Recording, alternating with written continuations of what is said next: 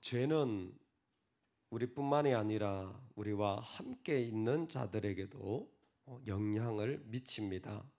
그래서 아침에 세수를 안 하고 밖에 나가는 것 참 민망한 일이죠.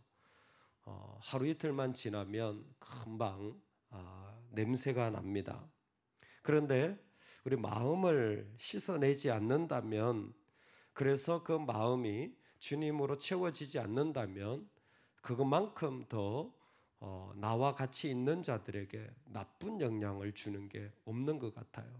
제일 먼저는 나와 같이 있는 배우자와 가족들이 그 죄의 영향력을 받게 되는 것입니다. 그리고 또 조금은 더 긴밀하게 연결되어 있는 공동체가 사실 그 죄의 영향력을 같이 받게 되어지는 거예요.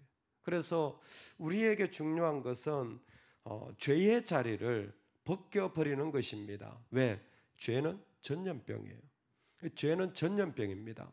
한 사람에게 있는 죄가 영향을 끼쳐서 또 다른 사람에게 죄의 결과를 먹이게 하고, 그 죄는 또 다른 죄의 모습으로 일어나게 만드는 힘이 있습니다. 그랬을 때에, 그렇다면 죄가 뭔가라는 것입니다. 죄가 도대체 내 안에 어떤 모습으로 있는가? 뭐 얼굴에 붙은 거야, 또 씻어내는 거야, 그냥 이렇게 하면 되는데 죄를 씻어낸다라는 죄는 무엇인가라는 것입니다. 7만 명이 죽습니다. 사실 인구조사를 했더니 130명이에요. 칼을 빼는 자가 130명인데 그 가운데 7만 명이 죽게 되는, 사실은 그 백성들의 그 경고하고 안전을 위해서, 그리고 나에게 이 정도 힘이 있으니까 너희들 염려하지 마라고 말해주고 싶었던 겁니다. 다 그런 게 있잖아요. 내가 이렇게 할 수 있어, 내가 이렇게 해줄게. 그런데 오히려 그 자리 때문에 7만 명이 죽어가는 일들이 있었습니다. 여러분, 죄가 뭡니까? 죄는 분명한 거예요. 죄는 내가 보기에 좋은 것이 죄예요. 내가 보기에 좋은 것이 죄예요. 자녀를 향해서도, 교회를 향해서도, 심지어 내 자신을 향해서도 내가 보기에 좋은 것은 죄입니다. 내가 보기에 좋은 게 왜 죄입니까? 내가 보기에 좋은 마음은요, 하나님 보시기에 좋은 것을 잊어버리게 만듭니다. 여러분, 나한테는 좀 서운하고 힘들어도 하나님 보시기에 좋으면 그건 그 길로 가야 됩니다. 할렐루야. 여러분, 나한테 좀 마음에 안 들어도 하나님 보시기에 그게 더 아름다울 것 같다 그러면 그쪽으로 가야 됩니다.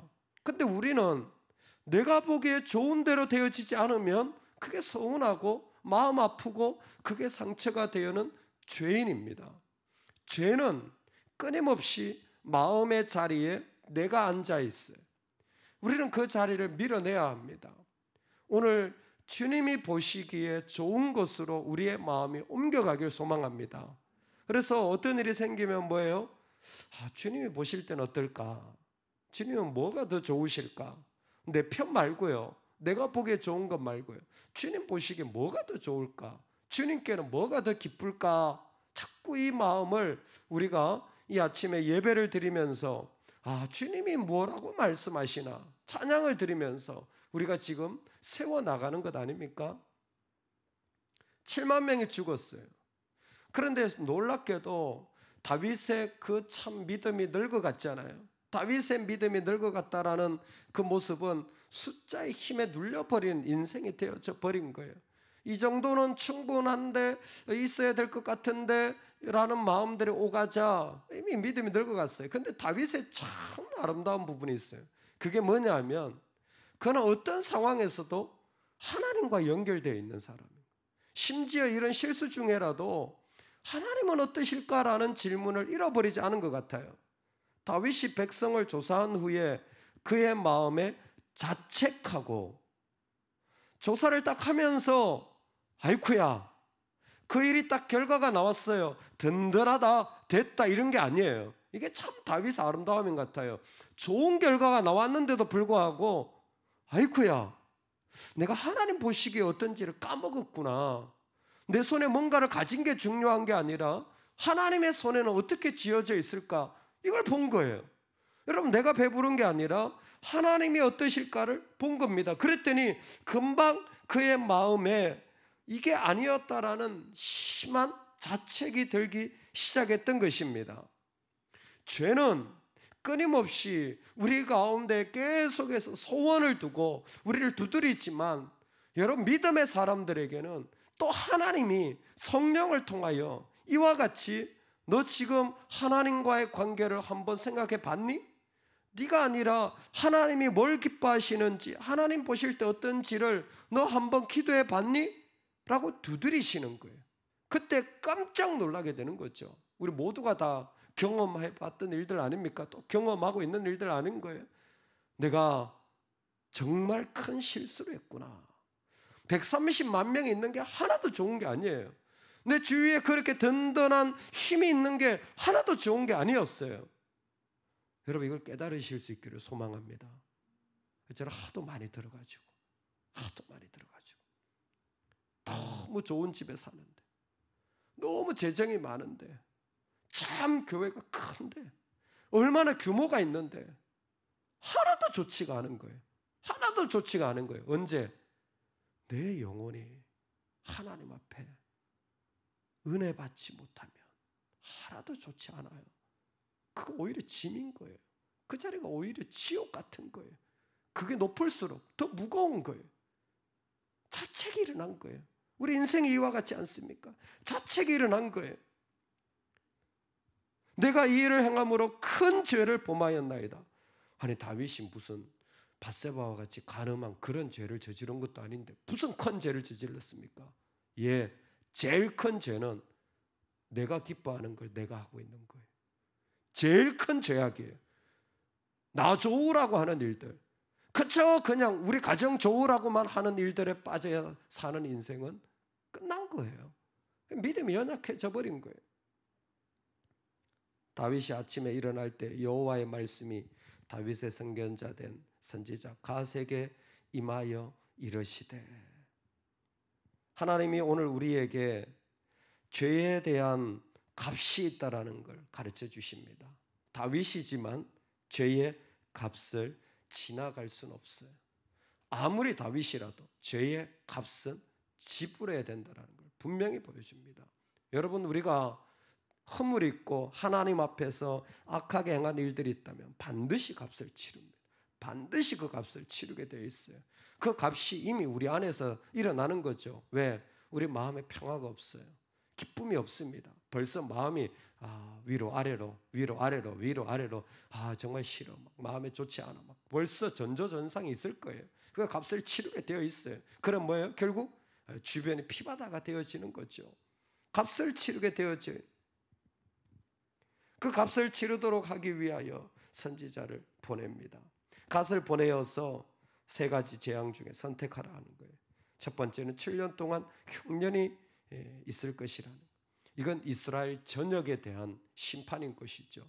참으로 눈뜨고 감히 이 재앙을 선택하기 쉽지 않았을 겁니다. 석 달 동안 원수들에게 쫓기는 일이에요. 이스라엘 전역보다는 원수들에게 쫓기는 일들은 그나마 좀 나았을지 몰라요. 왜? 다윗은 군사들이 있으니까 같이 하면 좀 감당했을지 모릅니다. 그런데 3일 동안 전염병 있는 이 재앙을 다윗은 선택하게 되는 겁니다. 어떤 게 답이냐? 답은 없는 것 같아요. 1번이냐 2번이냐 3번이냐. 그런데 다윗은 전염병을 선택하게 됩니다. 확실한 것은 죄의 값을 치르고 있다는 거예요. 뭐가? 전염병이. 죄는 영향력이 있었는데 그 영향력이 치명적인 영향력이라는 걸 보여주는 것이 바로 이 전염병입니다. 단에서 브엘세바까지 천사가 예루살렘에 가서 그 손을 들어 멸하려 하였더니 그때에 그 멸하려 한 그 순간에 죽은 사람들만 7만 명이 이 일들에 빠져서 죽어지게 되어지는 일들이 일어나게 되어졌습니다. 여러분, 오늘 우리가 살아가는 삶에 죄는 영향력을 가지고 우리 삶에 자꾸 다가옵니다.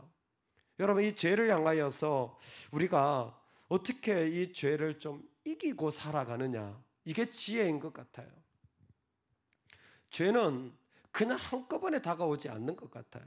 반드시 그 가운데 이런 도전과 전조정상이 있는 것 같아요.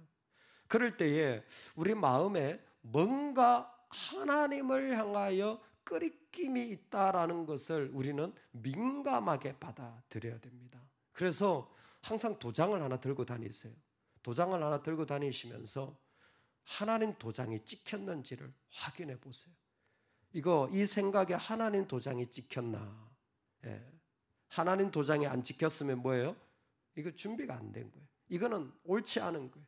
이건 아직 내가 취해서는 안 되는 거예요. 하나님 도장이 찍혔나? 그래서 하나님 생각하시는 것은 어떨까? 하나님과의 관계를 계속 확인해 나가야 돼요. 내가 보기에 좋은 것보다 하나님과의 관계가 어떤지, 이 죄에 대하여서는 우리가 하나님 도장을 찍는다면 그 죄의 영향력은 우리 안에서 무너지게 될 줄로 믿습니다. 제일 큰 영향력이 무엇입니까? 여러분, 하나님 도장을 찍을 때에 왜 하나님 도장을 찍냐면 하나님은 긍휼이 많으신 분이기 때문에 그래요. 다윗이 하나님 앞에 기도할 때 하나님은 긍휼이 많으시지 않습니까? 그 심판 중에라도 진노 중에라도 그 은혜를 잊지 않으시는 하나님, 긍휼을 잊지 않으시는 하나님을 다윗은 기대한 것이었습니다. 오늘 우리의 죄악을 위하여 십자가에 죽으신 예수 그리스도가 계시기 때문에 그 주님의 도장을 찍을 때 죄의 영향력은 우리에게서 물러나게 되는 줄로 믿습니다. 여러분, 주의 도장으로 다 버리시기 바랍니다. 내가 어떻고 내가 저떻고 나는 이런데 라는 모든 것을 주님의 도장으로 다 깨어버리시기 바랍니다. 다 버리시는 은혜가 있기를 소망합니다. 두 번째, 여러분, 죄의 영향력을 줄이기 위하여 주님의 도장을 찍음으로 그 내 안에 있는 모든 것을 다시 한번 하나님으로 관계 설정을 하고 내 것을 포기하고 버리고 산산조각내는 일이 필요합니다. 두 번째로는 정말 축복이 무엇이냐면, 여러분, 죄가 우리에게 오기 전에 믿음의 친구들이 있다면 좋은 방파제 역할을 하는 것 같아요. 좀 독특하지 않습니까? 원래 다윗의 선지자는 누굽니까? 당신이 가난한 사람의 양을 훔쳐다가 그렇게 손님 대접하고 있습니다. 당신이 바로 그 사람이라. 나단이지 않습니까? 다윗의 선지자는 나단이에요. 나단만큼 직설적이면서도 나단만큼 다윗을 향하여 얘기했던 사람이 어디 있습니까? 다윗의 선지자는 누굽니까? 사무엘입니다. 다윗의 선지자는 누굽니까? 오늘 갓까지 있는 거예요. 믿음의 사람들이 내 곁에 있는 게 축복입니다. 그러면 나는 믿음의 사람 아는데, 마치 제가 군대 갔을 때 신병이 네가 제일 아는 사람 중에 제일 높은 사람 누구냐? 그랬더니 김영삼 대통령. 부대가 다 뒤집어졌거든요. 그래서 네가 김영삼 대통령을 어떻게 아냐? 그랬더니 얘 TV에서 봤습니다. 이런 도라이. 내 믿음의 사람들 누굽니까? 나하고 누구 목사님 친하고 어떤 믿음의 사람 내가 그분은. 믿음의 사람들이 있다는 게 뭡니까? 나로 하나님을 배우게 하는 사람들이에요. 여러분, 우리는 죽을 때까지 하나님을 알아가야 됩니다. 그게 축복이에요. 나 좀 공부 좀 했는데, 무슨 훈련 좀 받았는데 어림도 없습니다. 어림도 없어요. 끊임없이 우리 하나님 알아가야 돼요.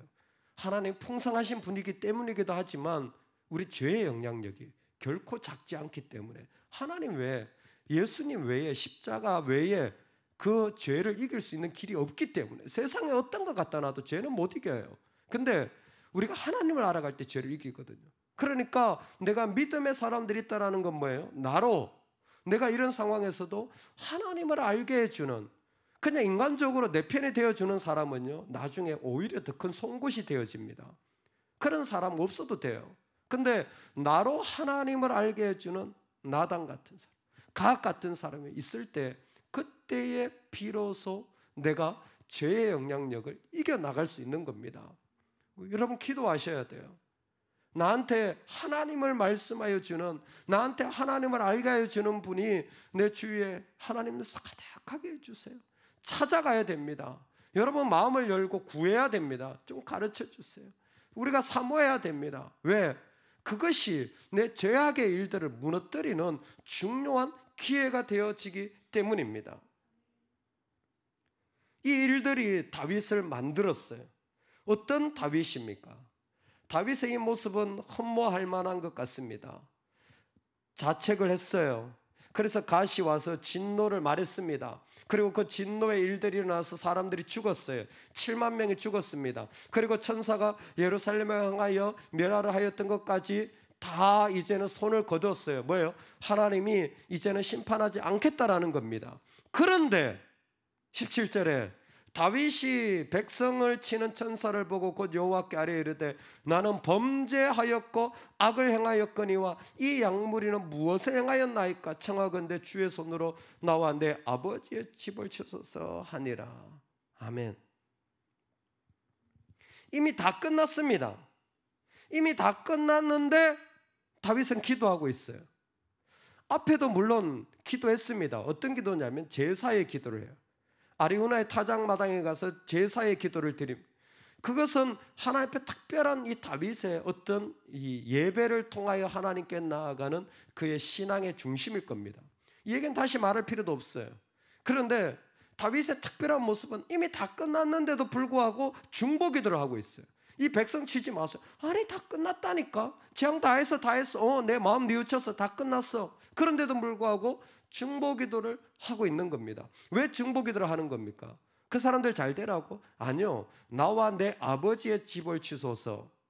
결국 죄를 이기고 내가 그런 해결책으로 그런 전조정상이 있을 때 하나님의 도장을 찍고 내가 믿음의 사람들과 섰을 때 내가 서는 자리는 어딘 줄 아세요?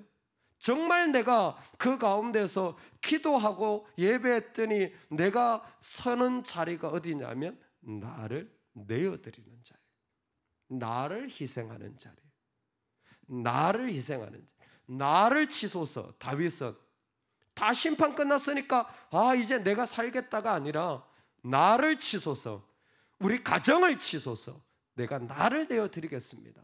하나님 나를 내어드려서 희생하오니 주님의 뜻대로 하옵소서.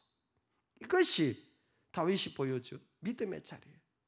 오늘 우리가 살아가는 일들에 여러분 우리에게서 죄의 영향력이 나오고 있습니다. 그 사실을 기억하시기 바랍니다.